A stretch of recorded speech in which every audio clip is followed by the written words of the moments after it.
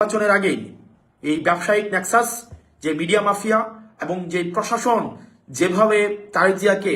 Mafia বানানোর যে চক্রান্ত করছে, তারা বিএনপি থেকে এখন বড় বিএনপি হয়ে উঠছে এবং এবং এটি আশঙ্কাজনক। এটি আশঙ্কা আমাদের দেশের ব্যবসায়িকদের আচরণ, আমাদের দেশের মিডিয়ার আচরণ, আমাদের দেশের প্রশাসনের আচরণ, এই তিনটার যে একটা আনহোলি নেক্সাস হাসিনার সময় আমরা দেখেছি। হাসিনাকে কাল্ট বানানোর ক্ষেত্রে মিডিয়াকে আমরা দেখেছি যে একটা হাসিনার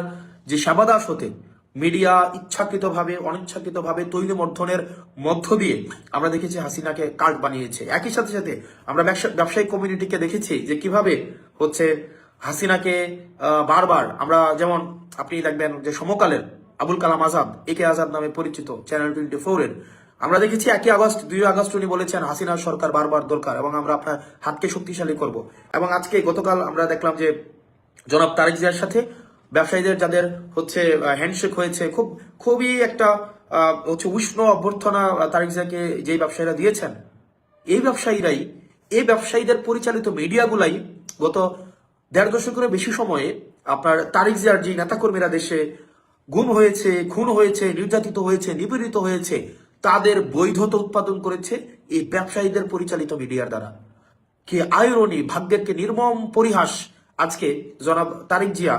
তাদের যেই নেতাকর্মী রয়েছে, যারা গুম হয়েছে, আহত হয়েছে, নির্যাতিত হয়েছে, নিপীড়িত হয়েছে, তাদের রক্তের উপরে দাঁড়িয়ে তাদের হত্যাকাণ্ডের, তাদের গুমের, তাদের নির্যাতনের, তাদের নিপীড়নের যেসব মিডিয়া বৈধতা উৎপাদন করেছে, সেসব মিডিয়া মালিকদেরকে একদম উষ্ণ অভ্যর্থনা জানাচ্ছেন।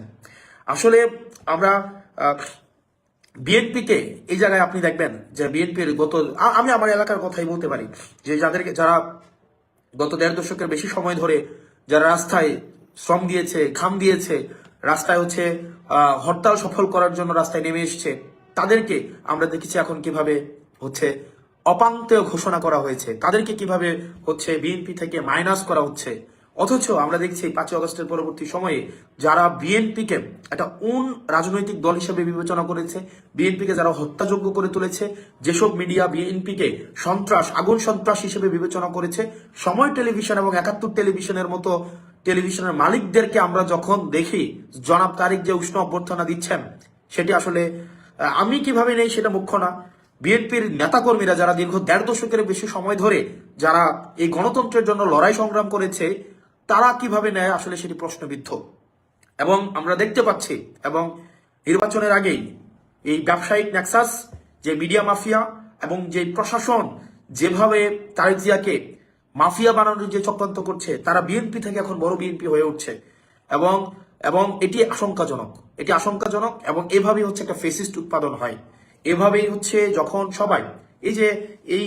1.5 দশকের বেশি সময়ে বিএনপির যে গণতন্ত্রকে একটা অংশগ্রহণমূলক একটা নির্বাচনের জন্য তাদের যে ত্যাগ, তাদের যেই শ্রম, তাদের যেই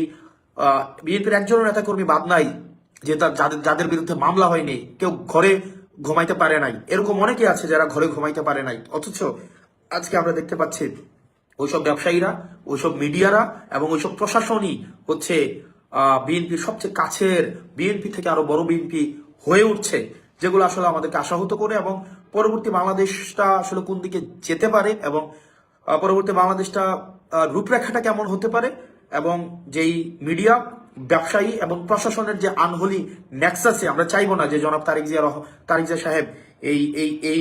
নেক্সাসের মধ্যে পড়ে যাক। আমরা চাই যে গণতান্ত্রিক উত্তরণের যেই পথ উন্মোচিত হওয়ার রাস্তা উন্মুক্ত হয়েছে সেটি প্রসারিত হোক। আমরা চাই না এই আনহোলি নেক্সাসের মধ্যে পড়ে আবার বাংলাদেশ আবার পশ্চাৎপদ কোনো একটা যাত্রা করুক।